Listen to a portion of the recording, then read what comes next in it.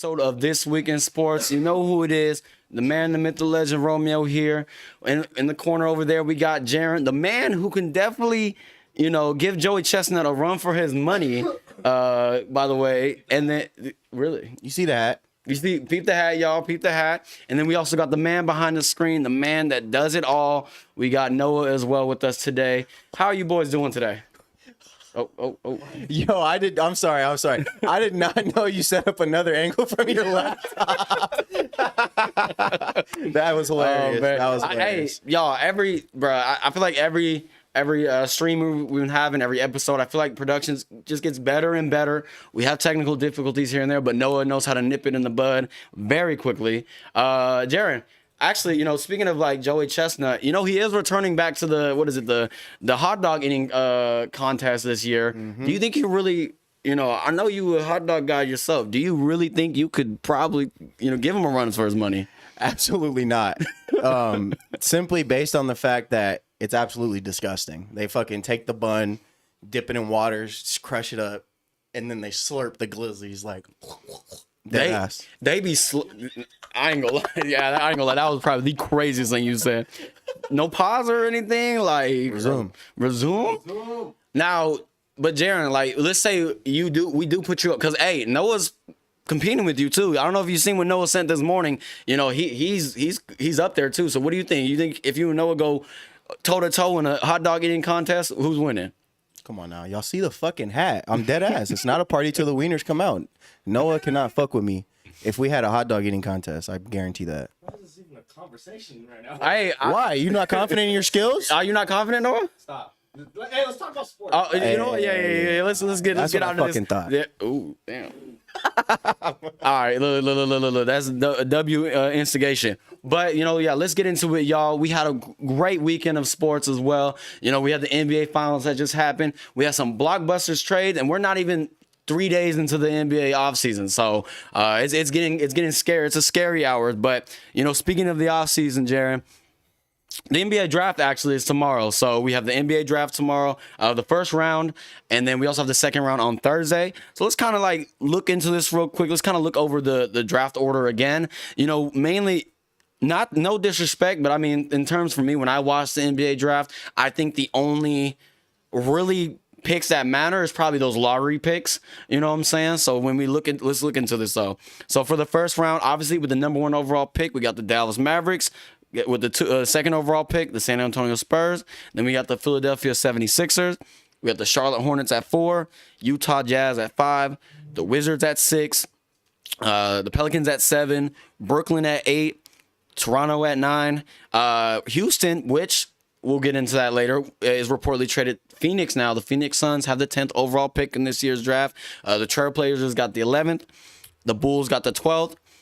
The Hawks got the 13th, and then the Spurs got the 14th. So that rounds out like the lottery picks this year, Jaron. We got, as you can see, anyone that sticks out to you in those lottery picks at all in terms of like the teams. I mean, the teams as far as where they're picking from.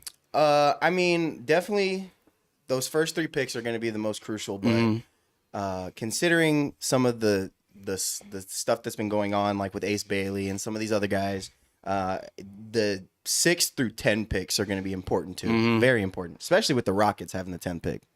And you know what else is actually crazy? And like, there's a couple other, teams, that in the back half of this draft, or at least this first round, rounding out like right there at 15th is our NBA champions right there, the Oklahoma City Thunder. They have the 15th pick. So, and also seeing San Antonio, having 2 lottery picks as well. That's going to play pretty key, I think, into what could possibly go down in these next 24 to 48 hours for the NBA landscape for sure. So let's kind of look into this as well. Like I said, there's a lot of talent this year. I feel like for the lottery pick, obviously, the main guy, the generational guy that we're all looking at in Cooper Flag. Obviously consensus number 1 overall pick, barring anything happens. If the Dallas Mavericks are smoke screening us and will actually trade that first pick to get, a guy to win right now, as opposed to, looking to the future. And also, like you said, you mentioned both the Rutger guards, what is it, Ace Bailey and Dylan Harper. Those guys, I really like watching them over the course of their college career. And then also we got VJ Edgecombe out of Baylor. He's a really good guy too, and the sleeper guy too is Derek Queen, that center who's like almost like a guard hybrid out of Maryland. That's something to keep an eye on for sure. And again, I think what was it? The Spurs, they've been kind of poking around with that number 2 pick, and maybe like I said, by the end of today, possibly, because like I said, they have 2 draft lottery picks. They could go in a different route and maybe get Giannis. You know what I'm saying? Like, that's still up in the air. There's nothing confirmed yet, but it is looking more and more likely. If tomorrow shows up and we're 20 minutes from the draft, Giannis is probably staying put for sure. Maybe. Maybe. What are you thinking so far? Is like, besides obviously Cooper Flag, is there anyone, like maybe even the international players, like is there anyone that's kind of like stands out to you that you kind of want to see, that excites you a little bit? Yes. I'm about to drop some ball knowledge on you. Jeremiah Fears, Oklahoma, dog. This man, off that first step, got to the rim so clean, and he could shoot the ball crazy. But my biggest player that I'd be more excited about is Danny Wolf. You know Danny Wolf? Oh, the Michigan 7-footer? the Michigan guy. Yeah, I ain't never seen no fucking 7-footer move like him, hit step backs, be able to pass the ball, and back you down, play defense. Like, he is the most complete center in the draft to me personally, and that would be my biggest, like, okay, wherever he goes, depending on where he lands, he could produce right away, because he's looking to be a late first round pick. Is he? Do you think he's a lottery pick, or do you think he will probably he's probably gonna fall into the 20s, just because I think he might be he may be a 4th or 5th year senior, and with the NBA, age definitely comes into factor. Same thing with Walter Clayton. Like, Walter Clayton's been around for 4 or 5 years. So he's probably gonna fall out. He probably might fall to. He could fall to the second round, but he's still a player that I could also see coming in, depending on where he goes, and producing right away. And I think when we look at this though, Jaron, in terms of producing right away or developing, like, we're seeing a lot of, obviously, I mean, just in these last like 48 hours, we're seeing a lot of young guys get shipped off because, I don't know if it's just impatience of these organizations, but it seems like really, and we were talking about this earlier. It's like, it seems like they're getting the washed guys. They want to get, like, a lot of teams are on this win now, especially I think in the West. Like, in the West, I think they want the superstars. They want someone now. They don't want to really develop their guys, which, looking back at it, obviously, you look at the blueprint, the OKC and then Indiana got. They kind of just developed their guys, and they got depth and stuff like that. So if we look at teams like that, is this the recipe for success? Like, just maybe shipping off these guys, drafting some of these guys and not really develop them as well. So what do you think? No, I mean, look at the last 3 champions this year. OKC, other than the SHAI trade, but they traded for SHAI after his rookie year. Essentially, that ring is homegrown. They made a couple trades. They shipped out Josh Giddey, brought in Alex Caruso. I think that was actually very necessary for the ring that they got. But everybody else that contributed was drafted or brought over in free agency. Isaiah Hartenstein. But same thing with the Celtics. You got their core: Jason Tatum, Jaylen Brown.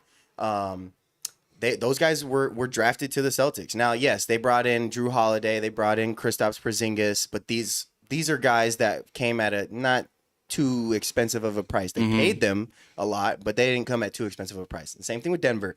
You got Jokic, you got Michael Porter, you got Jamal Murray, all guys who homegrown guys. All guys who've been there. I think that's definitely the better formula, but like you say, some teams just don't have the patience for it. And okay, so for at least for these top 2 teams right here in the Dallas Mavericks and the San Antonio Spurs, first of all, I think the whole state of Texas, they got some players now. That whole state got riches over there. They got a lot of, they got a perennial guy, the 2-time, and we'll get into that, the 2-time final MVP over there. They got Victor Wembanyama over there. They just got potentially got Cooper Flag. They got AD, over there. So it's like they got firepower over there. And then so it's like with those 2 teams, those Texas teams, like you know, like I said, it's not a given. Again, they already kind of went out and stated that, you know, but, you know, smoke screen, it's a thing.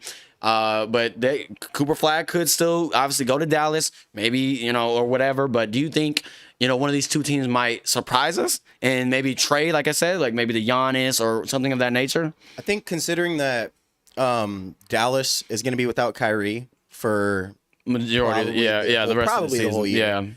yeah.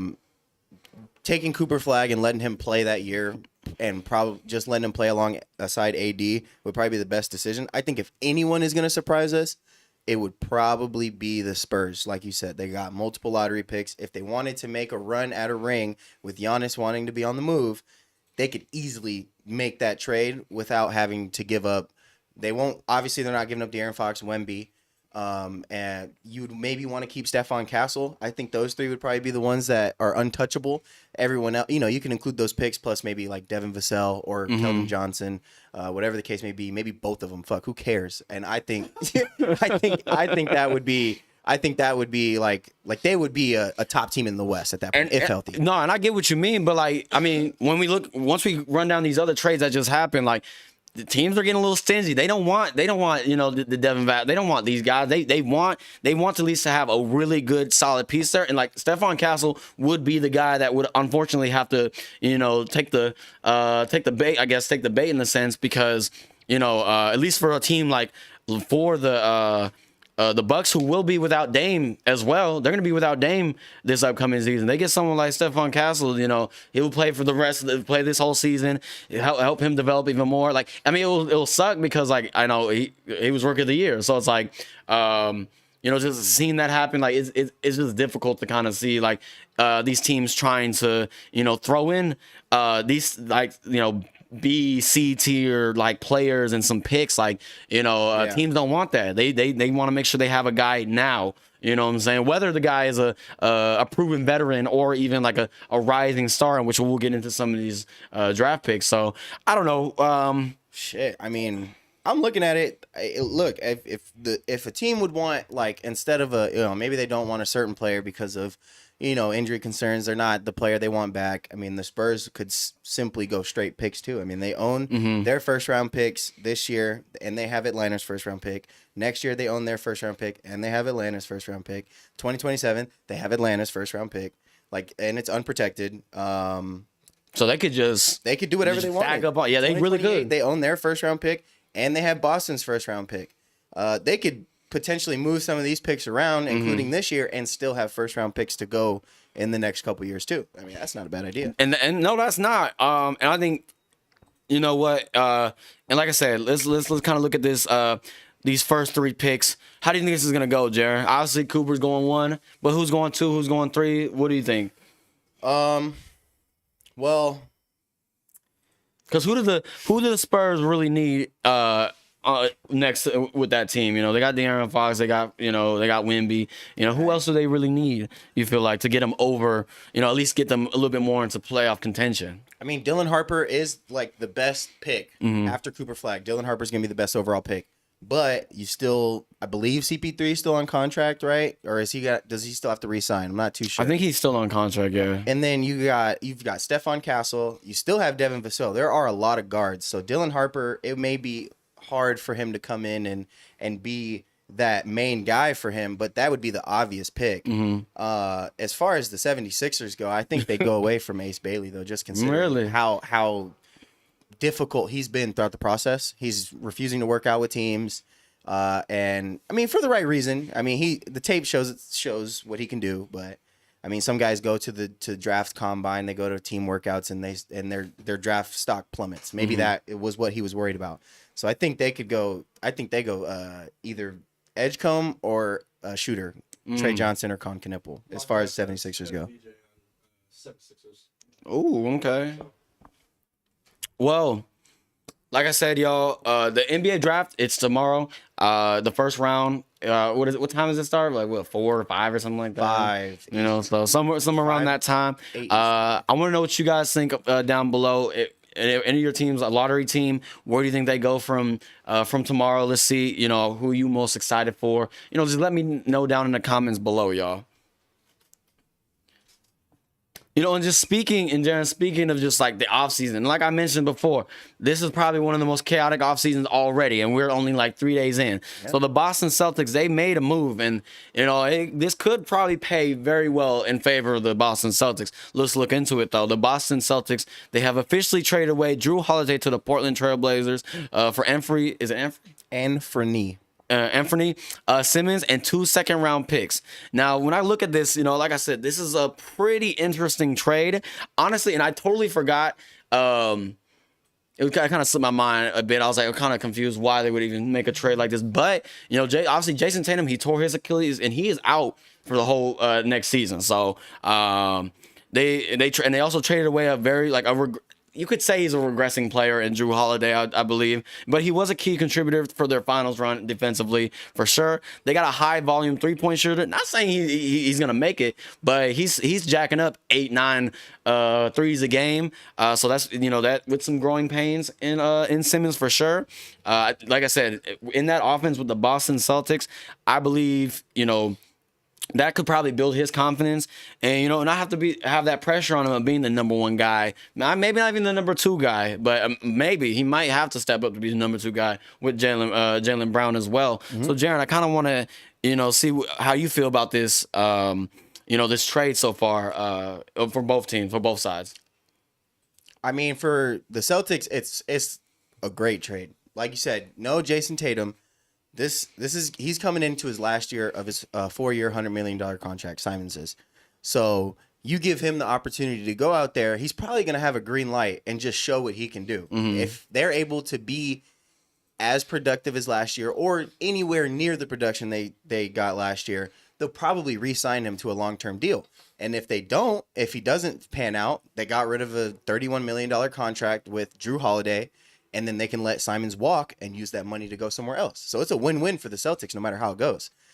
The Trailblazers, I mean, this is the second time trading for Drew Holiday. I don't see what the plan is this time around. I don't either. You know what I mean? Like, I don't see what the plan is this time around. But, I mean, it seems like...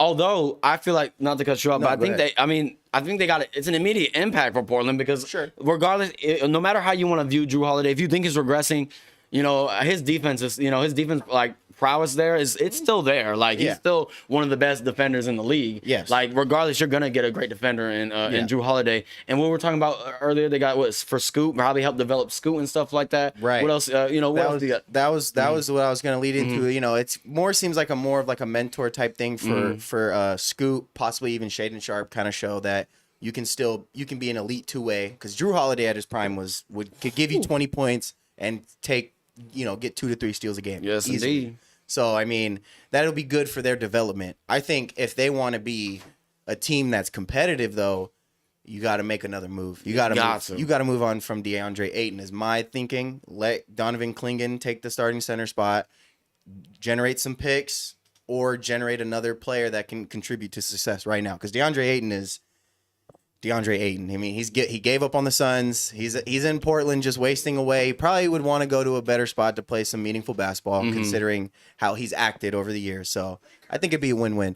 That would be a great trade. I don't like his attitude, but if he was on the Lakers, I can't lie. That would be. I feel like Lakers fans. I feel like for the past maybe 2 or 3 years they've been begging for a big. Yeah. Or maybe longer. I mean, correct me if I'm wrong. People like to call us fucking delusional. Oh, you guys think you're gonna trade for everybody? Motherfucker, we traded for AD. Motherfucker, we got D'Lo back. We traded for Russ. We've made any trade we wanted to. We straight up stole Luka from Dallas.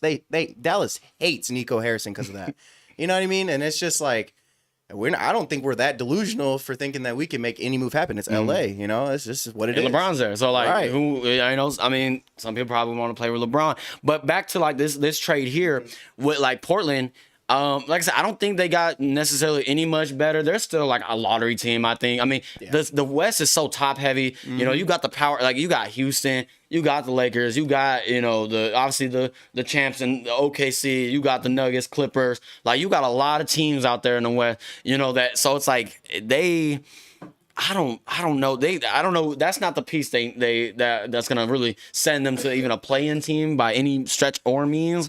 But you know, there's potential there, and like you said, they can still possibly, you know, gather some more picks and, hopefully they can find another generational guy within these lottery picks. Maybe they get lucky and hopefully they can get a first overall pick for sure in these upcoming lotteries in the next couple of years. But it's just like I said, it's just so top heavy. There's too much firepower. I guess in the West, what is it? They have like at least damn near 2 to 3 superstars on each team at this point. You know what I'm saying? And I don't think Portland really has.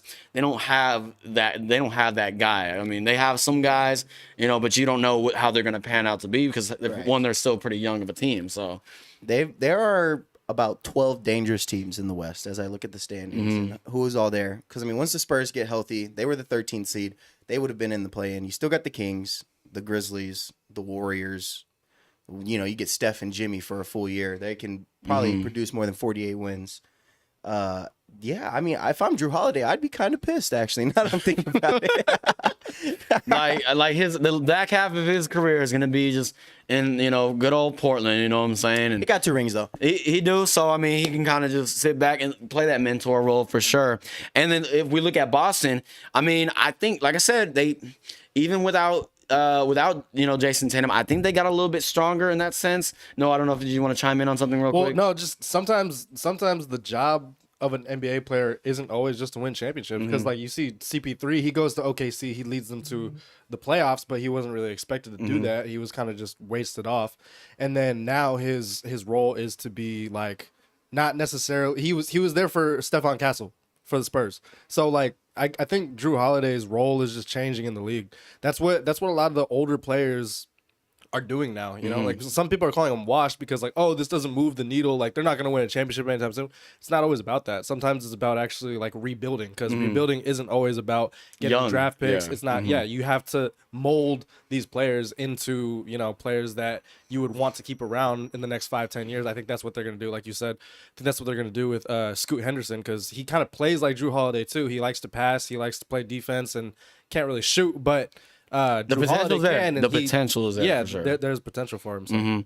And like I said, and for Boston at least too, with getting Simmons or is it Simons? Simons. We're getting Simons. Like I said, I think they got a little bit stronger in that sense. I mean, they're kind of like I say, I think he fits that offensive scheme that Joe Mazzulla likes. Like they're jacking up threes. Like I mean, we complain. I mean, I spoke about it when they were in the playoffs. Like there's a time and a place, and they were kind of like forcing a little bit too much. But again, they had the most 3-pointers in the NBA season in NBA history, I believe, this past season. So, and I think they've done it like 3 of the last 4 years actually. So like someone like him, like I mean, that's just gonna build his confidence up. I feel like So what's great is like he's going into a situation where he's probably gonna start right. So it'd be Derek White, him, Jaylen Brown, and then Porzingis and whoever maybe you want to start Porzingis. at, maybe and then Because- whoever you want yeah. to start at the 4. Yeah, There's enough defense around him to where he can solely focus on scoring and be very effective for them. Very effective. hell yeah. He could the SGA route almost in a sense. Like just give me the ball. I'm just gonna fucking chuck up 15, 20 shots a game, and then hopefully I'm being inefficient. But like you said, with all the defensive talent around him, there isn't much for him to necessarily worry about. Yeah. And actually, Joe Mazzulla, he's a really good coach as well. So he don't play no BS. He don't, what I'm saying, like I don't know, all his little sound bites that he puts out there for this Boston Celtics team. Like I said, I think. Also with them, they're still shopping. They're still actively shopping. They still want to get better. And like I said, with the whole Kristaps Porzingis, he could be on the move himself as well. It's expensive for him too. And yeah, indeed. And so they want to get the necessary pieces so they can be on top of the East yet again. You know what I'm saying? So, and hopefully, unfortunately, they will. The Pacers will get the throne in the East this upcoming season. So I won't lie, man. Though when Jason Tatum comes back, and if you do keep Porzingis. That's like, Jason Tatum, Derek White, Jaylen Brown are 3 high-level defenders. That would be insane. And they're all 20-plus scores themselves. So, and just speaking of Indiana, let's kind of get into this next thing. But before I do, y'all, let me know what you guys think about this Boston Celtics, Portland trade. Does it make sense to you guys at all? Who got better? Is it a win-win for both? Is Drew Holiday washed. So, but, and speaking of Indiana, let's kind of get into this real quick. Indiana had an incredible run, y'all.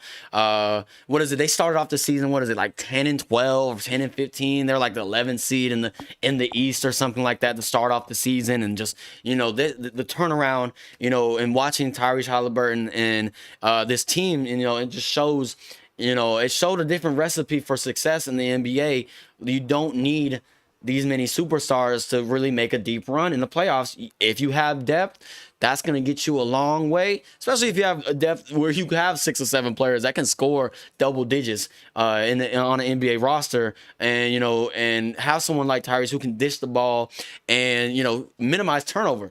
Like I said, they had an incredible run, but it got stunted by a horrible injury to Tyrese Halliburton in this Game 7, and it's just, man, my heart goes out to him, because that was the most emotional, like one of the most emotional things I've seen from a player. Like I said, it's just one of the biggest stages of your life, because you're not going to get that every time. You rarely get that. I mean, and you're really going to ever touch that main stage ever again, because you have guys, previous guys in the past that never won a ring. You know what I'm saying? That could have been unfortunately, that could have been his last opportunity as a player. You know what I'm saying? So, I got a question for you. What's up? Considering the implications on the injury and when it happened, Game 7, he was hot. 9 points in 7 minutes. He was hot. He was about to do some bad shit to that team. Bad. Where does this rank in the what ifs? Because we talk about what if CP3 played in Game 7 against the 2018 Warriors. We talk about what if Kyrie wasn't hurt in 2015. What if KD didn't go down in 2018 against the Raptors? Where do you put that? I'm probably gonna. I mean, again, like with the implications and everything like that, I still don't think the Pacers had what it take.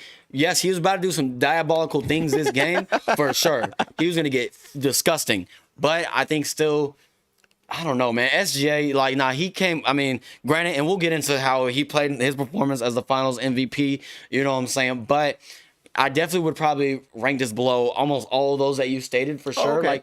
Just because, like I said, even though he was going to be on a tear, I still don't think that they would have kept it a closer game for sure than what it was. Yeah. Because I'll get into that. Like they played with their heads cut off. You know what I'm saying? Yeah. After he went down. Yeah. Like chickens with their head cut off. Like they were just bad. Going all around and stuff like that. Don't even know how to play basketball anymore. So it played a huge implication on the Pacers themselves and just like the presence after that happened. But like I said, that is a huge what if for sure. You don't think it makes a difference though? Not at all. I don't think not at all, but I don't think it's gonna make that big of a difference in terms of the results. Okay. I think it still would have been OKC still would have won this game, right. But it definitely would have made this Game 7 a little bit more exciting than what it was. And like I said, we'll get into all some of the key moments that happened in this game for sure. But like Achilles injury is it's terrible, man. It's one of the probably the worst injuries a player from any sport can deal with, because the rehab for it and just like the timetable. You're losing speed at that point. You're what was it? If we have some notable guys who tore their Achilles, man, we had KD. We had Dominic Wilkins, Kobe, and then this year alone. We had guys like Jason Tatum and Dame, in that run. Three different times in this playoffs alone. In that run, in the Pacers run, they played against guys who, that tore their Achilles and stuff like that. So it's just like, I don't know. And then let's look at, and he posted too, luckily, he had a successful surgery not too long ago. Was it today, Noah, or was it yesterday? It was yesterday. Let's take a look real quick of what he actually stated. So he had a full statement. This is what Tyrese Halliburton stated. He said, "Man, don't know how to explain it other than shock. Words can't express the pain of this letdown. The frustration is unfathomable. I've worked my whole life to get to this moment, and this is how it ends. Makes no sense. Now that I've gotten surgery, I wish I could count the number of times people will tell me I'm going to come back stronger. What a cliche, LOL. This shit sucks. My foot feels dead. Feels like a dead weight, fam. But what's hurting most, I think, is my mind. I feel like I'm rambling, but I know this is something I'll look back on when I'm through this as something I'm proud I fought through. It feels good to let this shit out without y'all seeing the kid ugly cry. And he goes on and says a couple more things, but the thing that really stuck to me, you know, he quoted Kobe, man. So because when Kobe went through it himself, what did he say? He literally says, I think Kobe said it best when in the same situation. There are greater issues, challenges in the world than a torn Achilles. Stop feeling sorry for yourself. Find the silver lining and get to work with the same belief, same drive, and same conviction as ever. And that's exactly right. I'll do everything in my power to get back right. So, man, Jaron, I don't know, man. Like, how does like I said, this is a big what if, but this is a huge just like let down, like not even a let down for him, but like this Pacers run was incredible. You know, like this is something we weren't really expecting. So what do you how do you feel about this? Like, I'm gonna ask you the same questions. Where does this rank on your what ifs? I mean, personally, I think it goes pretty high. I truly do think it was a 14-point loss. I mean, you can't just say, oh, Tyrese Halliburton would have made those 14 points up. The game would have went completely different. But I truly do think that the way he came out, like when Tyrese Halliburton gets going, like you almost can't stop him. And he's had a lot of instances where he's proved that to us. Like fucking 3-4 game winners throughout this playoffs. Like I thought he was gonna go through there and have a legacy game and definitely put himself in a conversation that we may not be comfortable having. Dead ass, like for real.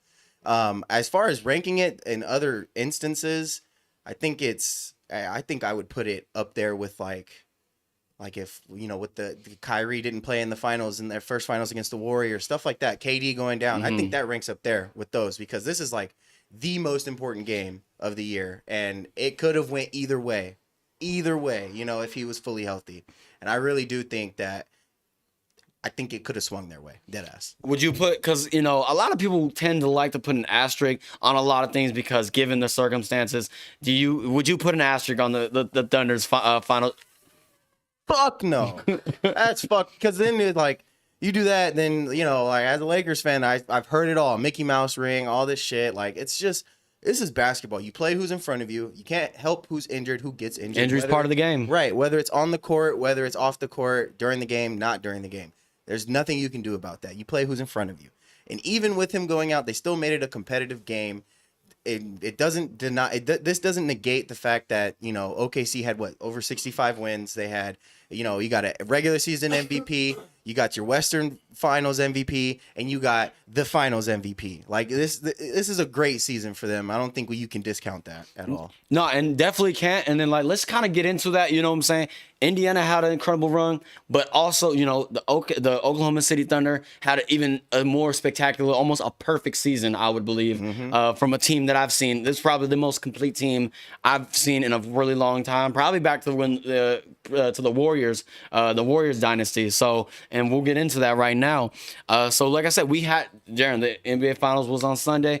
The OKC Thunder, they won 103-91 over the Pacers. They win their first title while being in Oklahoma City. This was our first, which is kind of crazy. This was our first Game 7 in the NBA Finals, Jaron, since 2016. We were in high school when the last Game 7 was. So, this was a grueling, hard-fought, finals from both teams, like I said. But again, we got to give Sam Presti and we got to give all those guys their flowers. He might have made some questionable decisions in the past, shipping off James Harden, just blowing up that big three they had. But like I said, it paid off. It looks like it paid off dividend for them. So, and obviously OKC has had so much success in the Game 7s and more important, like in the past postseasons, this year included. They're pretty unstoppable when it comes to Game 7s. And let's take a look at the box score real quick. SGA himself, he had 29 points, he had 12 assists, 5 rebounds, he had 2 blocks as well. He was 8 of 27 from shooting, by the way, but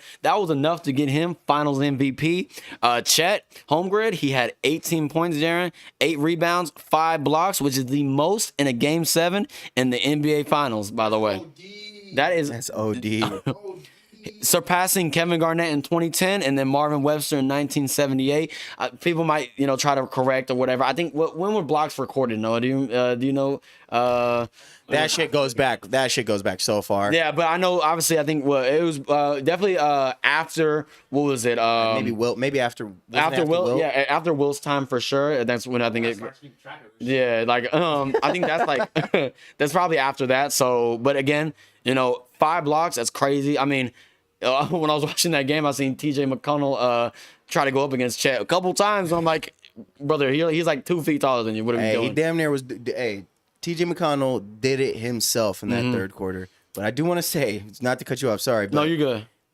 Jalen Williams and Shai shot 15 for 47. And I was gonna get into that because and Jalen had 20 points himself, and it was a bit of a bounce back game for him because in Game 6 he struggled. He struggled in Game 6. What was it? He had a plus one of the highest plus minuses in NBA history with a minus, what was it, like 50 or 47, 50, somewhere around there. So yeah, he played terrible in Game 6, but he had kind of a bounce back. What was it? They shot 87 times, and again, like the Thunder altogether, and like you said, both SGA and Jalen Williams shot half of those shots. So high volume shooters for both of them. Didn't even realize that. Yeah. And they shot 11 for 40 from 3. You're telling me if Tyrese Halliburton didn't play, they couldn't beat these niggas? We're talking 2 for 7 from 3, 2 for 9 from 3, 2 for 12 from 3. Like, they played like shit, low key. Offensively, they played like shit. Yeah, okay. But yes. we'll get into the defensive side of things because Cason Wallace and Alex Caruso, yes, they weren't flashy, on the offensive side of the ball. They both had 3 steals each, Jaron. Both of them. They both played tremendous, defensively. Then all together, even Lou Dort as well. Like I keep saying, the Dort chamber. He was putting a lot of people in that chamber for sure. If you look at the Pacers, it was nasty. It was nasty offensive performance for them as well. Particularly, protecting the ball. Pascal, he had 16, 4, and 2. Andrew Nembhard had 15, 5, and 6. Benedict Mathurin, he definitely stepped up when Tyrese went down. He had 24 and 13. Yeah. No, there was a someone said, I forget which podcast, but there was a point where they said Pascal was subbed out way too long in the third quarter. Pascal was subbed out. Yes. TJ McConnell was subbed out too long when they should have been playing 48 minutes because it's Game 7 of the fucking NBA Finals. Roughly 37 minutes. Yeah, so I don't know what kind of coaching decision that was. Maybe because who was it? Ben Shepherd actually got minutes. Ben Shepherd got a hefty amount of minutes. I'm like, what are we doing? Played 24 minutes only. Miles Turner but Miles Turner only had like 6 points, so he kind of shit the bed himself. He didn't really kind of turn up for real. What was he? I think he didn't shoot particularly well at all either. Possibly. That's the thing though. With Miles Turner, it's not always like if he's struggling on offense, his defense is always pretty consistent. So I personally missed the game. So I missed Game 7, so I didn't see everything unfolding. But that third quarter, when I saw that they went Crucial. on a run, because OKC is a really good third quarter team. They figure it out after halftime. They were down 1 at halftime, and then they figured it out. So, if Tyrese Halliburton was on the floor, I don't know how much different it would have been, but they only lost by 12. So I don't know. It befuddles me. It's definitely something to befuddle about but if we look at it, like I said, when Tyrese Halliburton went out, y'all, no, I know you said you didn't watch the game, but if you would have, even if you look at the highlights and you see how the Pacers played offensively, again, like I mentioned, they played like a chicken with his head cut off. They didn't know what they're doing. They did not know how to play basketball anymore. They just totally forgot. They had over 23 turnovers in that game, y'all. 21-7 on the turnovers. 21-7? 21-7. The Thunder had 14 steals and 8 blocks as a team. And like I said, I mean, Chet had 5 of them. He contributed for 5 of those blocks. So they were poking around and, like I said, not having someone like Tyrese dishing the ball and him being very efficient, passing the ball around, going up and down the court, like not having him there. Yeah, that just was a recipe for disaster. And when we look at this, this gives me a cause for concern for this upcoming season, for the 2026 season coming up for the Pacers as well. And then, you mentioned TJ McConnell. That man went crazy. Was it that third quarter? Was that it was the third quarter? He went for 10 straight points. 10 straight points. Quarter. He even went out. And he got subbed out. I know we were talking about the entire. Why is he still on the bench? Get that man Shepherd off the goddamn court. He's not doing nothing. Ben Shepherd played 16 minutes at 0 points. Yeah, we shouldn't. Yeah, he shouldn't have been. He shouldn't took one shot. Like he was out there for defense, and I mean, obviously that didn't help. I think his plus minus was -12 regardless. So he didn't 4. Really. Oh, it was. TJ McConnell was minus 12, just simply because he was out there trying to do everything. He was trying to do everything for sure, and then getting blocked by Chet multiple times doesn't help out when you're trying to go up against a 7-footer. That's not going to go in your favor. You know, Chet definitely he stepped up. You know, I had cause for concerns for him most of the postseason. Honestly, he seemed like he was definitely at least kind of disappointing me in terms of like because last game 6, Chet got out rebounded by TJ McConnell. So I'm like, what the hell are we doing here? You're 7 foot, you're letting this little guy out rebound you. You know what I'm saying? Like, and with this, I don't know what you were gonna say though. And then even with TJ McConnell, is this his contract year? Is he about to be a free agent? I'm not sure. Because if he is, a team would need someone like him. I think so. Considering Tyrese Halliburton is going to be out for the most of the year, They're they're probably probably going to make it a point to re-sign him to make sure that they have a point guard. But I don't know when his contract is up, actually. I don't see it for whatever reason. But, you know, I don't want to stray away too far because OKC definitely, like I said, give Sam Presti his flowers. He most certainly deserves it for, you know, developing this roster from being a 22, 24-win team, 2-3 years ago to, you know, being at the top of the West the last 2 years and finally, you know, having it all pay off. Like I said, OKC becomes the 7th different team, Jaron, to win the title since 2019. That's good. That's NBA disparity at its finest thing. Because, like, what was it? I think when we were in high school, we were just seeing back and forth between the Cavs and the Warriors at that point. Or, like, the Miami Heat and the Spurs or, you know, somewhere, like, along that nature. Like, it was just, like, a concentrated, like, 4 or 5 teams that were coming out the West and East. So, it's like, now seeing, you know, a lot of NBA disparity, now you don't know who's going to, you know, really come out and shine. Even any given day, it seems like in the NBA, you know what I'm saying? And then with OKC, they won a total of 84 games over the course of the regular season and the playoffs, which makes it tying them the third most all time with the 1996-97 Bulls. What was it? I think the 97-98 Bulls and then the 2015-16 Warriors are the only teams that have had, you know, obviously more overall wins in a season. So. Yep. 72-10, 73-9. And with that being said, Jaron, where do you rank? Is OKC, are they like one of the top? Do you think they're a top 3 team, like probably of all time, just for, you know, how this run went for them? Hell, I mean, they had 68 wins. Like that's great, amazing. And we're talking all time. Are they beating the 2012 Heat? Are they beating the 2014 Spurs? Are they beating the 2016 Warriors? The 2017 Warriors?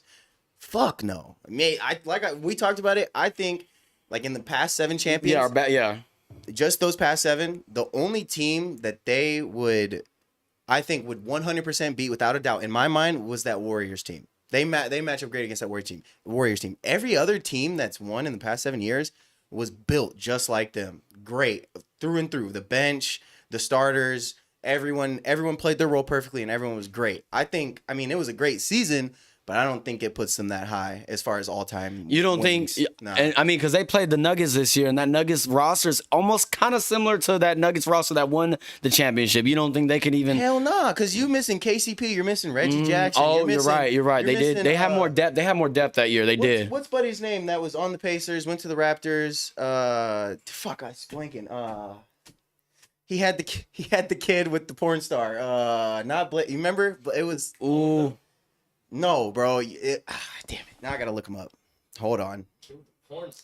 Bro.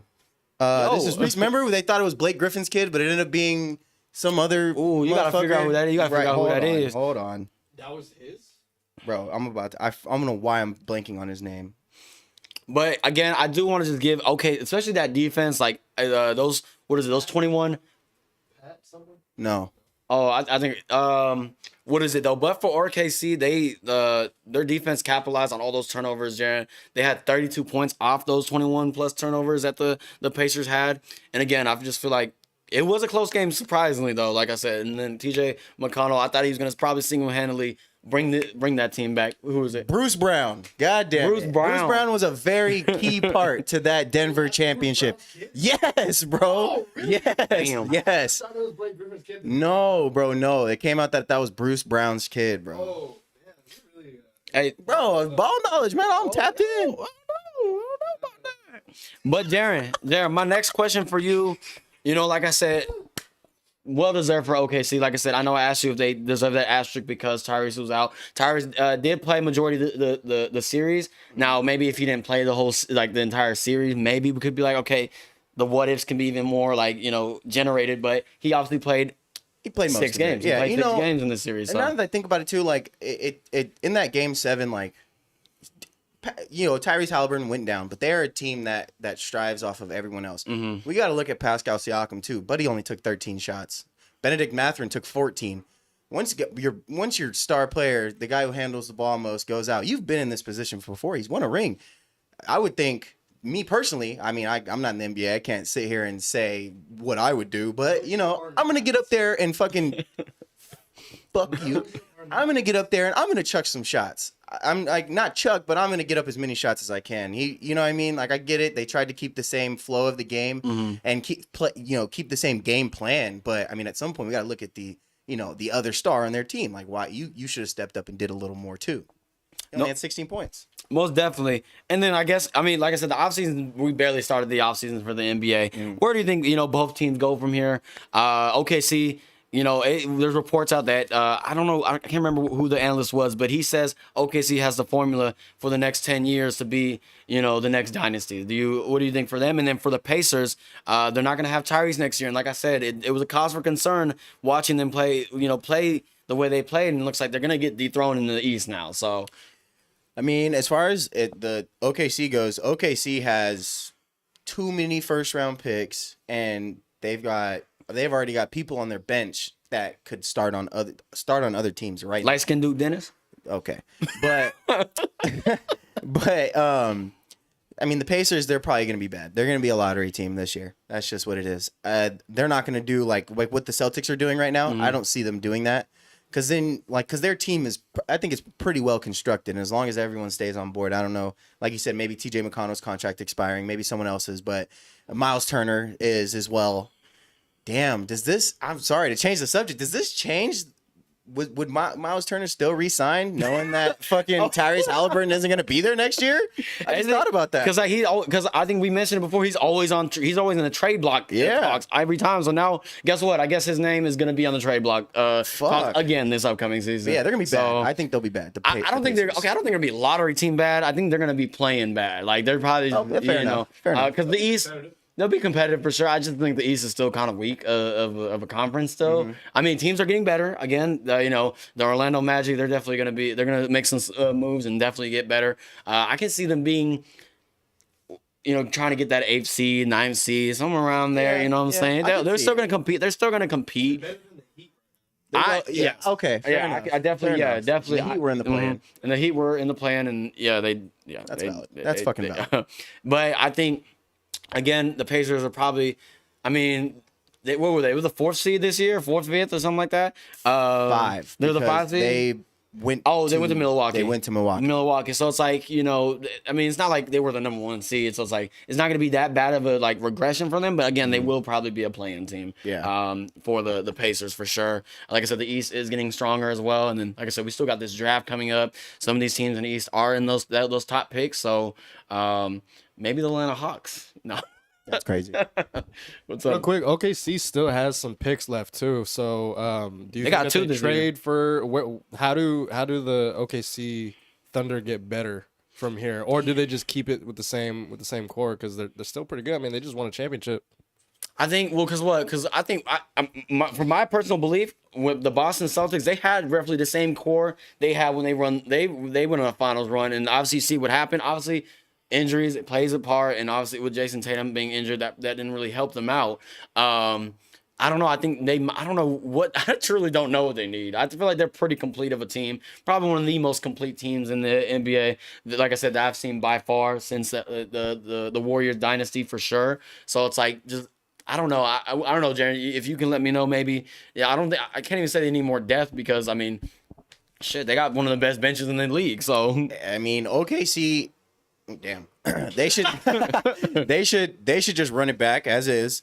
Considering that you have all of these picks and all of this capital, you can start the season and just with the same team, and it'll probably go the same way. They probably don't need to make any trades, but you can move some of your picks. You can move some of the players. throughout it, before the trade deadline comes up this upcoming year or this next year. I think just run with the same team. Ultimately, if you were to ask me who would be the person you should want to move from or add someone else to, Chet and Isaiah Harden. Well, Isaiah Hartenstein was fine, but Chet was very inconsistent. But I mean, it's his first finals. He's a young player. I don't think you can really knock him too much for that. There's not too much to nitpick about. You know their what team. player they have on their roster that didn't get to play at all because he got hurt, and I heard there's a lot of potential in him. Was it Nokio Topic? I heard I mean, I don't know. I've heard he has a lot of potential as a player, and I think Serbians, man. Them Serbians, man. They got something in their DNA for sure. So I think if he comes back, then they can develop him too. Like they got pieces still, man. They still got a lot of players. Like I mean, and when Chet was hurt, I mean Jalen Williams, he played pretty well. I mean he got his minutes and stuff like that too. But like I said, I mean if they stay healthy again, I mean. Who's to really stop them? You know what I'm saying? So if they're gonna do anything, they would. I would like them to do some small moves, like the Caruso signing. It was huge for them, but it wasn't like a superstar. Don't add a superstar. Don't add someone that's gonna, fuck up your whole team and the dynamic. So like a Caruso, like a Hartenstein, those two players were pretty much the reason why they were able to take the leap. So I think if they do that and then just keep it like that. Also, trade deadline, like you never know who's going to become available at the trade deadline. So who knows? Maybe someone in the Western Conference picks up someone really big in the trade deadline, and then that makes OKC have to do something too. So things be shifting in the NBA all the time. All the time. So, I mean, and we just got to keep a close eye on. And like I said, congratulations. Like I said, the OKC Thunder, they won the NBA Finals. They got the championship. It's the first one in OKC. They won one with Seattle, but this is their first one. Probably first of many for sure. When we look back at it, this is probably a big what-if finals for sure, and I love that we're getting it sucks, injuries is part of the game, but having that what if there kind of sparks a lot of debate. And SGA, he averaged like 30 points this finals, Jaron. So, and I didn't even get into that yet. Like, is this finals MVP obviously deserving for him? Like, hell yeah, he was the best player all year, the best player in the playoffs, and the best player in the finals. No mistake at how this year went for him at all. And he had the scoring title too. So wait, I don't know what the stat was. I don't know how many other players has done this though. Like you said, because he's the first. I mean, not the first, but he's won Finals MVP. He won Western Conference MVP, and then he also won NBA, like the MVP of the NBA. So it's like, I don't know where that ranks as part of other players that have done that. I think only 4 other players have done it. I think that they talked about it that night. He either is the 4th or there are 4 other players that have done it. And again, like I said, he averaged 30 points damn near the whole postseason. I mean, again, like the only thing that probably knocked him a little bit is a little bit less efficient in the playoffs than he was in the regular season.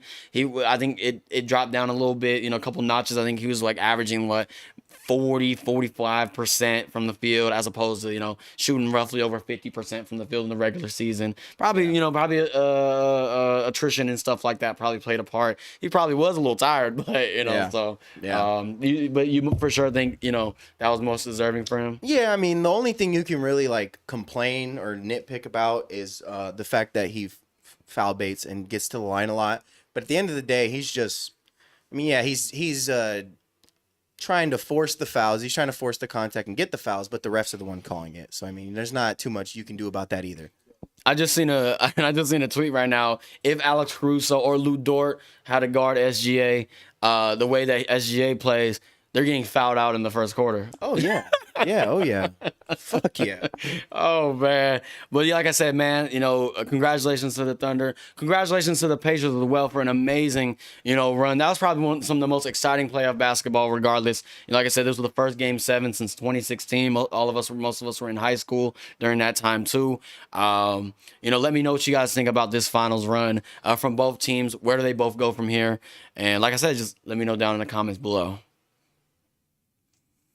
All right, Jaron, we talked about it last week, and we didn't have to wait too long for this one now. Kevin Durant is officially on the move.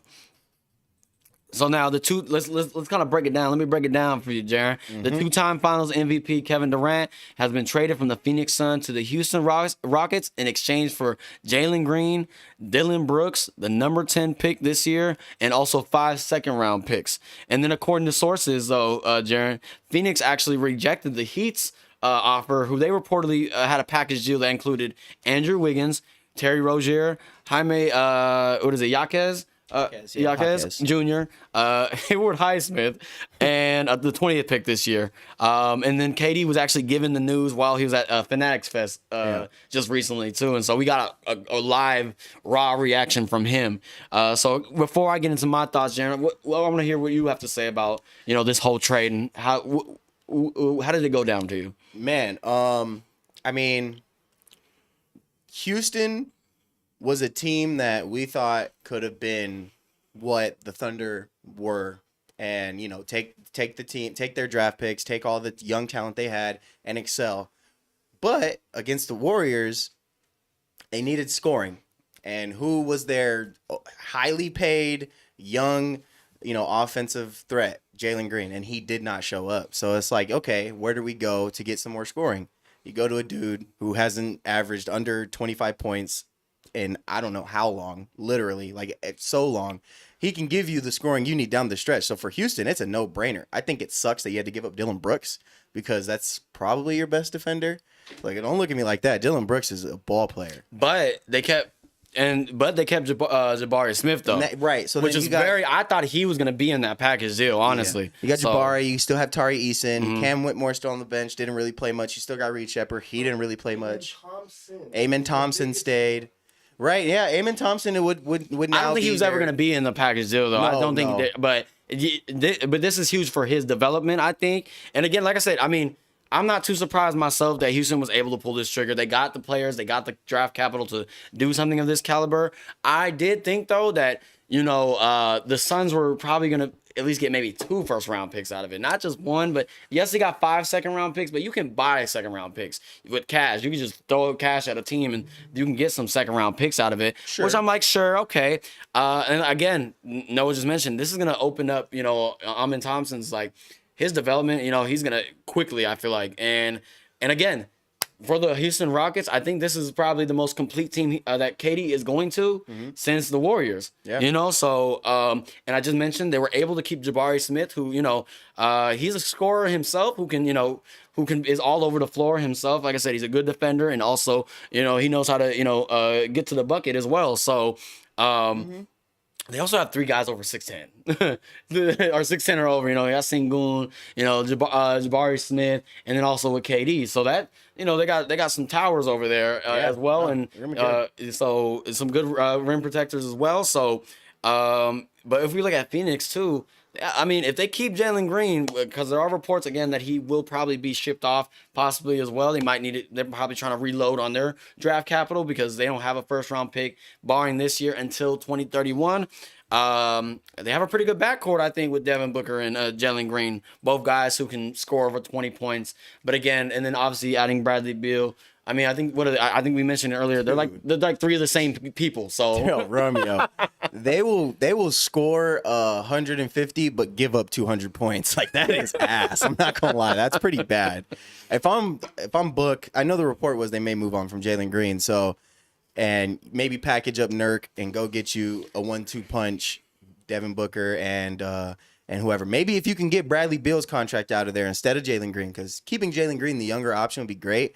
But, if we had to choose between Jalen Green and Bradley Beal, I think every organization would rather pursue Jalen Green. I think that's fair to say. And you know what's crazy? Because in the case, Phoenix is in a hole right here because Bradley Beal's only one of the 2 players in the NBA who have a no-trade clause. So you cannot trade Bradley Beal to any place he doesn't want to. Him and LeBron are the only 2 players with a no trade clause in the NBA so far. So no. How do you feel about the Houston Rockets potential starting lineup now? So it's Fred VanVleet. Jalen Green is not there. Amen Thompson is basically going to be overtaking that shooting guard spot. KD, Jabari Smith Jr., and then Alfred Sengun. Man, I mean, they were the number 2 seed last year in the West. So it's like can they improve from that? I mean, if they're still the number 2 seed this year, I don't want to say it's a disappointment. Obviously, I think they're a 50 plus, maybe a 55 plus win team this upcoming season with KD. I think, like I said, I mean, a lot of people are saying KD is not the player you want to get you over that hump. Like, if you're relying on KD to get you over that hump, you might be in trouble, but they didn't need him last year. Obviously, they struggled in the playoffs. Yeah. You know what I'm saying? No, they needed him in the playoffs. But they would needed someone like him in the playoffs. So, there's so much potential for this team. Like, you know, like I said, I think in terms of the trade itself, pretty even, I'd say, in terms, but obviously slightly going in Houston's direction. Yeah. But because, I mean, like I said, the Phoenix Suns, you know, they're trying to Wait, blow you said an even trade? slightly even. I think it's slightly even, but I said in favor of the Rockets. So, because like I said, I mean, I don't know. I mean, Jalen, bro, he's 23 years old. You know what I'm saying? He's still got growing pains himself. I think maybe this might be the team for him, for Jalen Green, the Phoenix Suns. Just like how, you know, like, again, I'll throw it out there again. I think we're all gonna look back at the SGA trade. Like, you know what I'm saying? It's something like that. Like, I'm not saying they're the same player. I'm not saying that. Oh no. I'm sorry. Go ahead. Continue. No. But no. What would you have to say though about that? It's just Jalen Green has been underwhelming since he got to Houston. It's not like he's been like he's progressed a little bit. Like, he started off as a extremely inconsistent scorer, then he got a little more consistent, but it's still, I would still label him as inconsistent. And 4 years into the league now, 5 maybe, I don't know how long, but that's more than enough time to be able to look at you and go, okay. And now, like you said, change of scenery may be good, but looking at what we have to look at, I wouldn't call this trade even. I just keep it 100. I wouldn't do that, especially the way the Phoenix Suns roster is constructed right now. Like, if they make a couple more trades and they pretty move, bad right now. right? If they make a couple more trades and they're able to shape that team a little bit better, They have no depth. then it'll, you know what I mean? Then it'll work. Then we can look back and say that was a good trade for them. But as of right now, I don't think so. So, would you think this trade would pay off if they somehow buy? I think because there's reports too that will try to buy out Bradley Beal's contract as well. Do you think possibly something like that would probably make this trade a little bit better? Because, I mean, like I said, I think everyone kind of agrees that all three of those players are essentially the same. And Bradley Beal, Devin Booker, and Jalen Green. I mean, at this point, they gotta. It's gotta be. Like, I don't know where you go, honestly. Whether you just cut them, you buy them out, whatever the case is, you send them to wherever, you know, trade them to wherever he wants to go. But I mean, I don't think shit changes this year for them, honestly. Especially if they stick with this roster, that's bad. Let's get into that too, because are my early expectations for both teams for the Rockets again? I mean, the West, like I said, it's fucking tough. Yeah. The West is tough as hell for any of these teams, but they did have the what are they, 57 wins last season or something wrong? They were 2 as the 2 50. seed, They were the 2 seed. So 61 at least my expectation, I think nothing less than a Western Conference Final appearance for them. Maybe even they might get to the finals, but they have to go through OKC now, and then they have to go through, you know, maybe the Mavericks improve, you know, all these other teams that are coming back too as well. The Lakers. For the Suns, I think, you know, like I said, I won't be surprised. I mean, what were they, the 11th seed last year? Yeah, they missed the play-in last year with KD. But I wouldn't be surprised if they can possibly squeeze out a play-in berth. That 10th seed. They could probably get that 10th seed. And you know how they can do it? If they, with this draft, they got the 10th overall pick. If they get, like I mentioned him earlier, Derek Queen. You know, he's an all-around, you know, solid big man. He has ball handling skills, and he knows how to crash the glass as good as anyone in this draft as well. He's pretty much almost a complete player himself in Derek Queen. So if they get someone like them, because they do need a big as well over there in Phoenix, I can see a possible, you know, squeezing into the play-in. You know, that's a little bit of a progression for them. Obviously, I don't know what the Suns are truly doing, but you know, and maybe if they do buy out Bradley Beal's contract and get that contract out the way, and maybe this could be something for him. Hot fucking take. The Trailblazers are going to be better than the Suns next year. Whew. You have something to say to add, Noah? Yeah. Fuck. Wait, hold on. What'd you say? The Trailblazers will be better than the Suns next year. If you take this roster the Trailblazers have and the roster the Suns have right now, I would take the Trailblazers.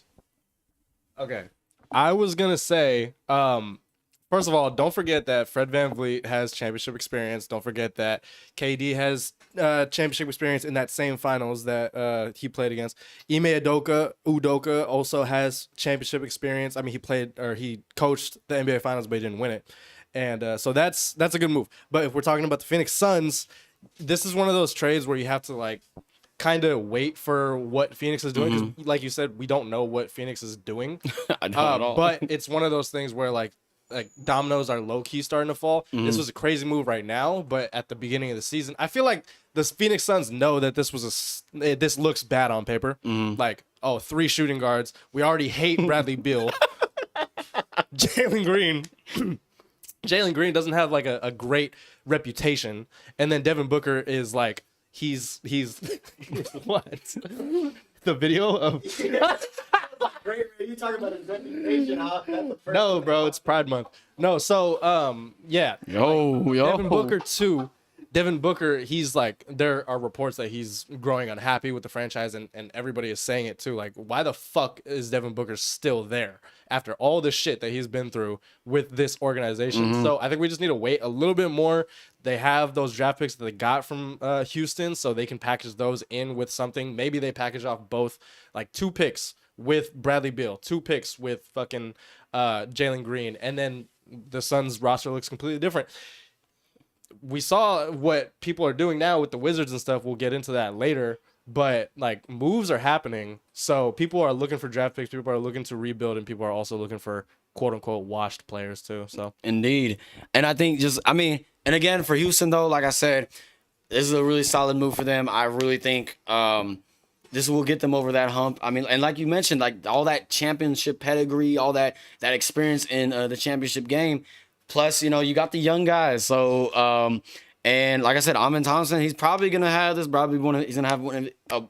gonna blow up. He's gonna definitely blow up. He's already played. He had a great rookie season last season. So it's like just that development is gonna be amazing. KD. I mean, a lot of people see KD as not. I mean, never been really his role as being like the mentor kind of guy. He's never really been the leader in a sense, but this might be the time. Like I said, and I think we mentioned it earlier, like with guys of like in his age, like with Drew Holiday and stuff like that, like this might be the time now. He probably will, change things up a little bit. He's getting scrutinized in the media all the damn time. You know what I'm saying? So So they got veterans now. Yeah, I mean, personally, I don't think anything changes for KD. I think it's good for them. He goes to a team that already has some experience and has gotten better, a lot better. So he just has to come in and just add his scoring literally, and they'll be fine. I don't think it has to be a matter of like taking someone under your wing, because he won't do it. He will not. He just wants to go get his buckets and go home. Like, Buddy has no wife, no kids.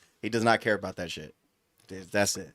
Just speaking of KD though, like his social media presence is probably one of the funniest in the NBA, funniest in all of sports realm, because he don't give a damn. Like you said, he just wants to hoop, but he also just like I don't know. I don't know if you remember like the burner accounts and all that stuff, and now he kind of he's now just fleshly just putting himself out there. Like, look, I'm gonna speak to whoever I want to speak to. I don't give a damn. Once you get caught, I mean, you can't go back and keep doing the burner account. And speaking of that, so you know who Emmanuel Acho is, right, Yes. Jaron? So I guess he had an NBA legacy formula the other day. Yeah. And I looked at it. So his legacy formula is championships won divided by the team played for. That's going to equal the player's legacy. So some of these players, let's look at it right here. So for Kobe, 5 championships, 1 team, scored a perfect 5.0. Tim Duncan, same thing.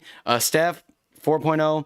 LeBron, a 1.3. Dirk, 1.0. And then KD, 2 championships, 5 teams, 0.4 legacy score, right? So, and then basically, what is it? The highest value is greatest, obviously. So when we look at it as well, this is what KD had to say. He went on to Twitter and he said, according to the great Kevin Durant's legacy formula that was created in the best labs at MIT, Emmanuel is the worst linebacker of all time. You sure you want to listen to this guy about greatness?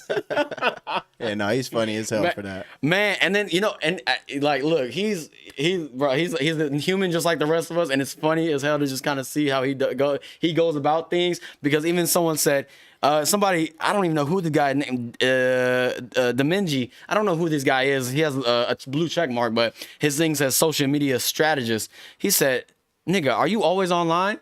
To KD. This KD responded. He said, "Look at this judgmental social media strategist." So I'm like, look, that honestly, look. Everything aside, like whatever you want to talk about his legacy. You want to talk about, his attitude, like, oh, he just doesn't want to be a leader and mentor anyone. Who gives a damn? He comes into the building, he produces. He's a championship guy. He'll bring you, like you said, we keep on hounding at it. He's gonna bring you 26, 28 points a game. What is there to complain about? You know what I'm saying? Right. He will win you a game. He will win you games. He will win you playoff games. I saw on that tweet too. If you take that logic and you apply it to, I don't know if remember him, but Patrick McCaw. Does he have what? He won 3 rings with the Warriors because he was on the bench the whole time. He would have a higher legacy score than LeBron James. Which is, so I'm like I said, correct me. I've watched football all my life, basically. And Emmanuel Acho, KD ain't that far off from what he said, because I don't remember anything significant that Emmanuel Acho has done. You know what I'm saying? Like, he's been always, I think he's one of KD's biggest haters, actually. He's always got something to say about KD, for sure. Like him, he's a football guy, and he's talking about these basketball players. Like, what if KD's done way more than you and done in probably one in 5 games than you've done your whole career. Emmanuel Acho isn't that old, is he? Like, he's not that old, yeah. Right. Yeah, So, he's like 29. And he's been doing like this media stuff for probably closer to 5 years, maybe even more. So it probably means his career ended short because he couldn't produce. And so, simple as that. That's the one thing I like about KD. And then also, like, I know he had an interview with Kay Adams. God, Kay Adams, she's okay. Calm down. It's not that deep. Oh, my bad. But he went out. He even stated, like, "Oh, I'm just a bad guy today." We're gonna move on from that. What do you like about Kay Adams? She has a beautiful face. Okay, fair enough. Like, She's pretty. She's a beautiful woman, honestly. And she got infinite ball knowledge, so that's just a W in itself, too. So, but fucking hater over here. Fucking hater. What am I doing? But in terms of KD, like I said, I think this is a big win from him. He could probably look for probably another ring, you know what I'm saying, over there in Houston. And also, he with his interview with Kay Adams, he basically said he felt like Phoenix wanted him gone, in terms of like the fans, because she was at the Fanatics Fest and she was interviewing him, and what was it? There was like some Phoenix fans in the back, like, sad and stuff like that. And like I said, KD, he don't bullshit around. He was like, no, they're not sad. He's there, like he's there. He lived in Phoenix for those years, so he probably, he's not gonna be a hermit and sit in his fucking house all day, or apartment, wherever he is. He probably was out and about at some point in his Phoenix stint. And he probably did feel some type of way about how he was received in certain situations. You know what I mean? You don't forget he is, let's be real. He's an emotional guy. And that's, it's fine. But it's just stuff like that you don't forget. Like, you come to a team, and yes, you're getting paid so much money. But, at the end of the day, if you don't feel like you're loved by the fans, the fan base, the upper management, everything, you feel like there's an issue, some type of issues in the locker room, whatever the case may be, you kind of want to get out of that toxic situation, Oh yeah, most definitely. And Jaron, what do you think about what's your prediction for this Houston team? Again, like I said, very early on, can't really make too many predictions because there's so many uncertainties in the NBA. Obviously injuries, unfortunately, the trade deadline, like Noah mentioned, and with the West in general just being probably very strong. What do you think? Honestly, it's probably, I could see, best case scenario, a Western Conference Finals appearance. I don't know if this puts them in the finals. It just because, like, KD's 36. I get it. He's been consistent, but at some point, like, I guess we say the same thing with Bron, and it hasn't happened. But at some point, he's got to give us a little bit of decline, right? You would think. So I don't want to say finals, but it could be a Western Finals appearance for sure. Definitely. I want to know what you guys think down below. Like I said, Kevin Durant has been traded to the Houston Rockets from the Phoenix Suns.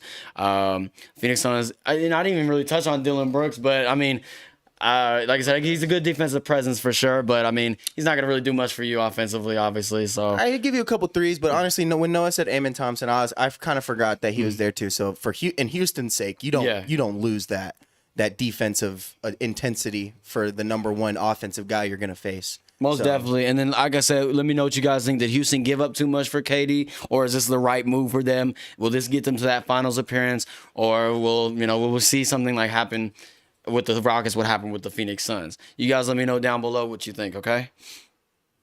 And Jaron, not too long ago, actually, right before we started recording, we had another huge trade in the NBA as well. We had the Pelicans. They're trading CJ McCollum to the Wizards for Jordan Poole, Sadiq Bey, and the number 40 pick in this year's draft per Shams.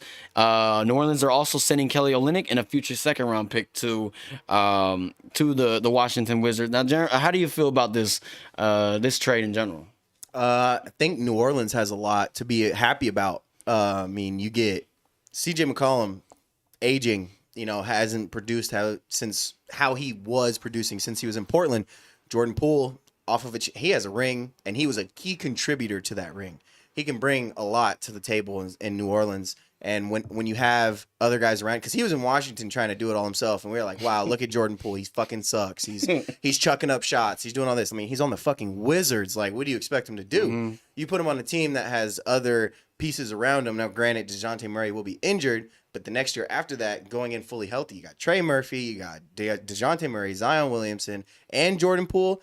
That is a dangerous young team, especially if Zion and DeJounte stay healthy. But that's been the question, the issue ever since Zion's been in the league. Is he gonna be healthy? Is he gonna be able to produce what he did at Duke and just show like that kind of like ability that he has? Like that's been the talk of the century for the New Orleans franchise, honestly. So like, what's gonna happen there? Like, I would think this would be his last chance. Like, okay, we tried to bring in, we brought in CJ McCollum, we had Brandon Ingram, we had Lonzo Ball, we had all these guys. Why couldn't we do nothing? They made maybe a play-in appearance, and that was it. And then, Zion can't stay healthy.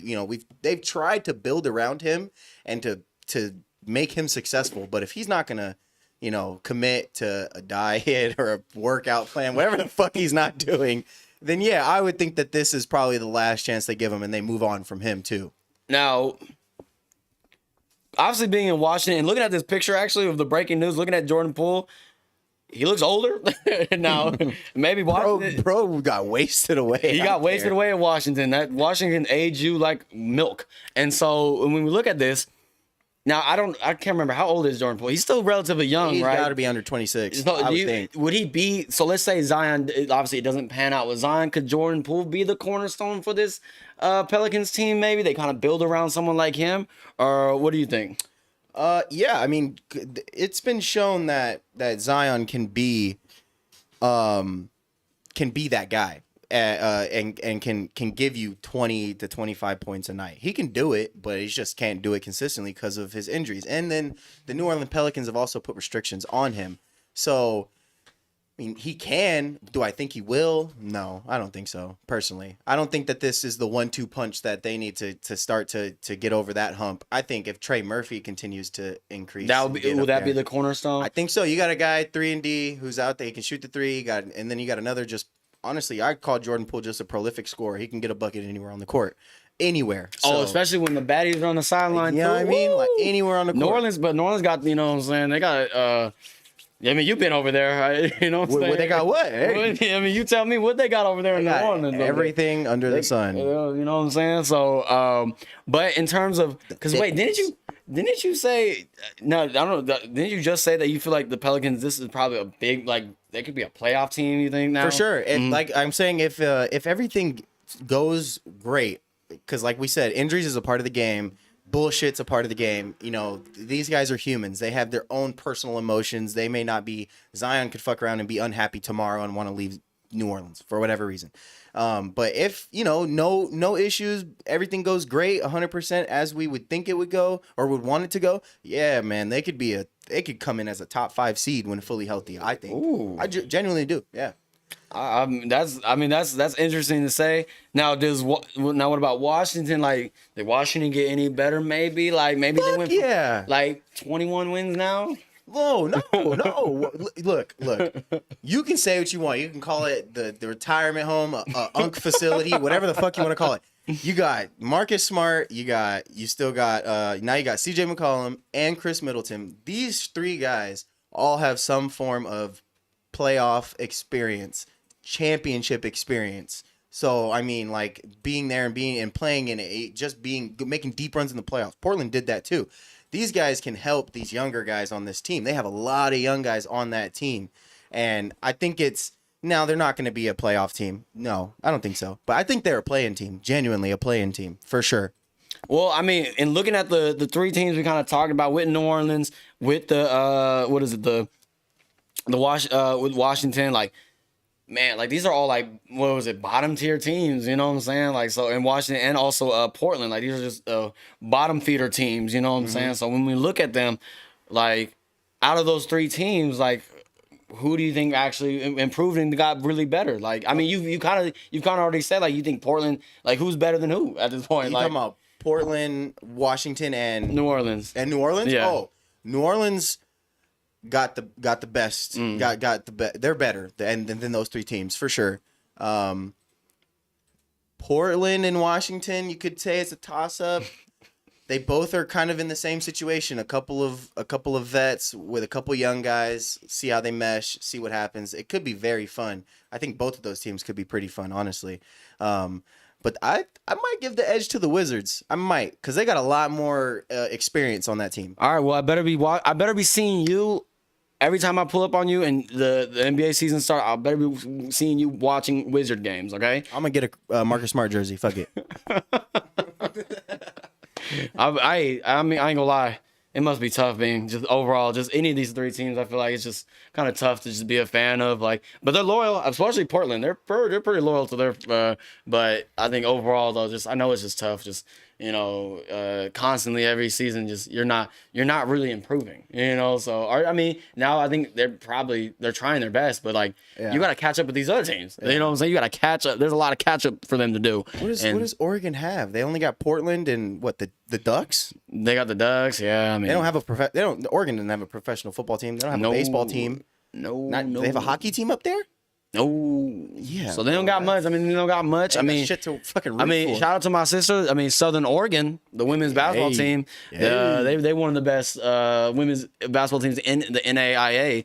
What is it? I think they got like 150 wins over the last 4 seasons. So they got something like that over there, I guess. I mean, but besides that, for them to root for. Yeah, it's definitely something to root for. But I mean, poor Portland. They just.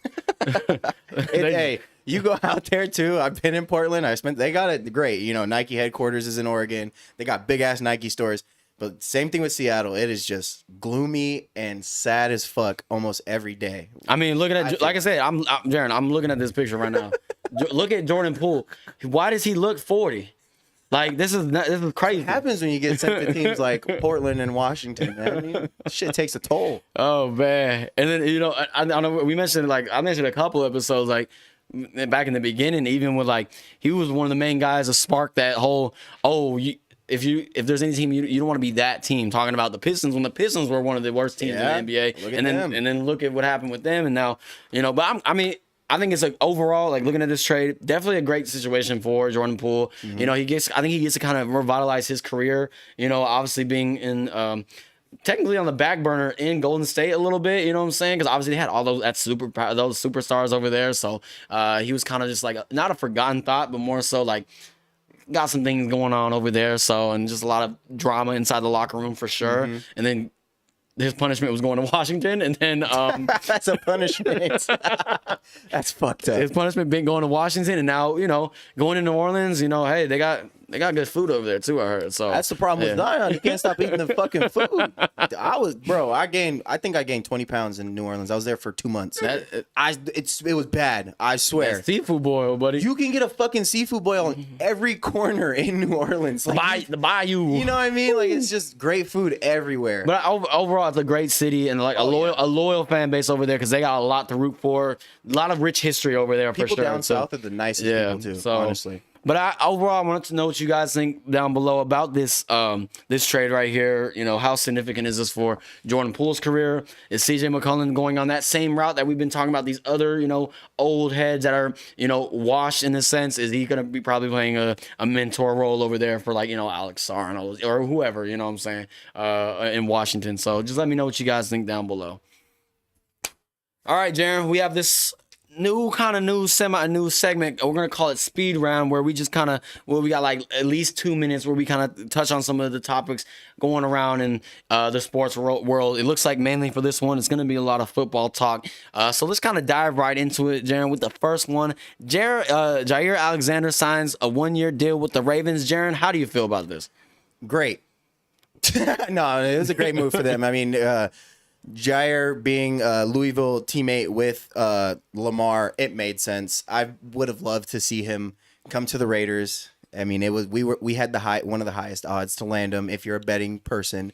But I think it makes the most sense for him, honestly. I mean, and let's look at it real quick. Then secondary, you got Kyle Hamilton, Marlon Humphrey, Nate Wiggins. Is this the best secondary in the AFC? Yes. I can say it hands down. Yes. I mean, if we look at it like, don't bring up the Broncos, please. They have the best. Denver has the best secondary in the AFC. I'll give the Ravens the second one. Moving on to our next topic, Jaron. Biased as fuck. Go ahead. Sorry. Yo, you wanted him to go to the Raiders. You're right. So moving on to our next topic, Jaron. Russell Wilson sheds light on why he signed with the Giants. He says that it was Malik Neighbors that is what drawn him to go to this team. He states that I came here because of him. Big reason of it. I really wanted to play with someone who is special like him. Well, how do you feel about that? Is Malik Neighbors that guy? Yes, he is. But I mean, who is he? Like when his number one receiver last year was George Pickens. He had DK Metcalf for a couple years. I mean, DK Metcalf's great, but I think this might be one of the best. Portland this might Sutton. Okay, fuck out of here. This might be the best receiver he's had to throw to. Am I wrong? Ooh, I mean, actually, you know what? I think that's a pretty good take. I think right there, but. I mean, I don't know. He obviously didn't say he's going there to win. I mean, because let's be real. I don't see the Giants. First of all, I don't see him winning the NFC East. Let alone even getting a playoff berth. They're probably an 8. Maybe they improve. They might be an 8-win team at best, but I don't see anything like that. And like I said, I like Malik, and I think he got a really promising career for sure for him. Mm-hmm. He just can't have a revolving door at the quarterback position, or that's just gonna, you know, stun his growth. So that's what I believe about that. Yeah. All right, Jaron. Next thing. The Bengals still won't throw any cash at, at Trey Hendrickson. Let's go into this. Look, Adam Schefter, he says, despite picking up contract negotiations once again a few days ago, the Bengals and star pass rusher Trey Hendrickson remain far apart on a contract extension per Adam Schefter. Jaron, what are we doing here, Bengals? You're going to Cincinnati, by the way. I'm about to be in Cincy. Get y'all shit together. I don't know what y'all doing, but I mean, look, how the fuck can you, like, as a defensive player, how can you look at what they did for their offense? Like, Joe Burrow, their contract stalled, negotiations stalled a little bit, but they paid him. Jamar Chase, their contract negotiations stalled for a couple different times. He didn't even want to practice last year until he got his contract. They worked it out with him. Mm-hmm. They did the same thing with T. Higgins. T. Higgins wasn't as big of a deal. Like, he wasn't being as big of a diva as these two other guys. I wouldn't even call it being a diva. It's being what you're owed. And they worked it out with him. I don't understand why you can't do that to your star defensive player. That's fucked up. I mean, I hope this gets resolved before the season starts, but it looks like it's just going to keep on dragging on. Like I said, I hope. Let's just hope and pray this gets resolved. I mean, I'm not even a Bengals fan, but this is just pissing me off. Bad. That's bad. Yeah, that's a bad look on this franchise for sure. Next thing, and more Bengals news, Jaron. Actually, Jamar Chase was harassed by a fan during a flight because Jamar Chase wouldn't give him an autograph. The man then called out Jamar Chase out in front of the entire flight. Then he went on to stated, "Should have signed that auto, and I wouldn't have blown your cover." What is going on here? Why do people seem so entitled, Jaron? It's really sad, honestly. And I saw the video. Bro sounded like he was 40 plus years old. He probably had. I'm not going to sit here and say he had some shit for him to sign. That'd be weird, knowing what flight he's on and trying to get there for that. But You asked, he said no. He's on a commercial flight, and then you get up as a grown ass man and say, "Hey, everybody, make sure you say hey to Jamar Chase before you leave." Like, yeah, That's some petty D1 hate right there, and I'm like, just let the man live his life. right. You know, like, yeah, they don't, like nobody owes anybody shit. nothing. He's a human. He's a human. He's not a fucking robot. Nothing like that. He let him just live his life. So maybe if it was a kid, I would have been like, "Oh, that's kind of messed up. Kid may not known better." But a grown man, grown-ass man. You a grown man asking another grown man for autograph. Granted, I mean, I would ask too, but I mean, if he would have said no, I would have asked for a picture too. Stop lying. I ain't gonna lie. On God, I would. You gonna be insensitive? You better go get one from him. If not, you better expose where he's at. Dead ass. No. My fault. Next thing, Jaron. Next thing, Cade Klubnik. Cade Klubnik, according to Mel Kiper and Matt Miller, is rated as the #1 quarterback in the 2026 NFL draft. Like I said, according to Mel Kiper and Matt Miller. How do you feel about that? I mean, if we're talking about quarterbacks who are 100% coming out and entering the draft, I think it could be accurate. But I mean, I wouldn't put him above Arch. Yes, most definitely. I don't think I'm putting him above Arch. I think Drew Aller has a case, but I mean, I can see why Cade Klubnik is actually a really good quarterback. He can move his feet and he can throw the ball actually really well. So I mean, it's not terrible, but I think Arch is definitely the best quarterback in this class right now. And there's some other quarterbacks as well. You got Drew Aller as well, who's really good over there in Penn State. He's been that offense really develops well. I mean, I'm gonna take a step back because they don't develop good quarterbacks, but because I haven't seen a good quarterback come out of Penn State, if we're being honest. But and then also Garrett Nussmeier from LSU, Carson Beck. He might have a good term over there in Miami, maybe. And like I said, I mean, Arch Manning, and he's potentially, and Lenoris Seller as well. Those are two guys that are not 100% going, but those are some other guys. Maybe, but obviously Cade Klubnik, he had a tremendous career with so far with the Clemson Tigers, and let's just hope, he stays healthy as well. Darren, last but not least, Antonio Brown has fled the country, my dog. I mean, look, he's facing a warrant for his arrest on a charge of attempted murder, by the way. So, former NFL player Antonio Brown has apparently left the country. And this is his quote, by the way. He said, "I'm out the country.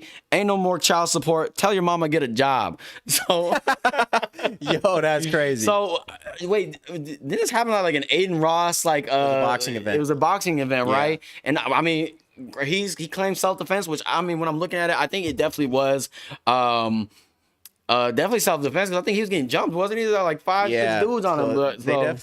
It definitely was like a whole situation of an altercation, and he defended himself from what I remember. But it I don't know all the full details, but depending on where you discharge your gun, use your gun, if you shoot into a crowd and use it recklessly, even it depends on the state, because some states have very specific laws. So I'm pretty sure they were probably in Florida. They were in Florida, yep. Yeah. So I mean, they have some looser gun laws. So that may be in Antonio Brown's favor, but I mean, it did seem like a self-defense situation for sure. A bunch of fucking dumbass kids, probably. Man, I'm like, don't go trying to beat up on a grown man who, first of all, I'm not playing around about this, but this man definitely got like some type of CTE or something. Like, bro is not in his right mind. He's not in his right mind. So why would you even think about even doing anything to this man? This man literally walked off in the middle of a game. Okay, this man, yeah, hell no, he's not in the right mind, in the headspace for sure. Jared, should he turn himself in? 6ix9ine did it. That nigga fled the country, did a whole tour overseas before coming back and getting arrested. I mean, the right thing would be to come back and deal with it. But shit, fuck it, live your life, man. Fuck it. No child support. Mama, get a job. Get a fucking job. Get a fucking job. Stop mooching off of him. Shit. But hey, Darren, that's all I have for today, and that's all I have for you guys back at home as well. Thank you guys for tuning in. Make sure you guys like, subscribe, comment down below some of your favorite moments of this this episode. If you have any questions as well, please send them out to me at our Instagram handle down below. This Week in Sports Pod. Hope you guys have a great rest of your week, and yeah, I'm signing out.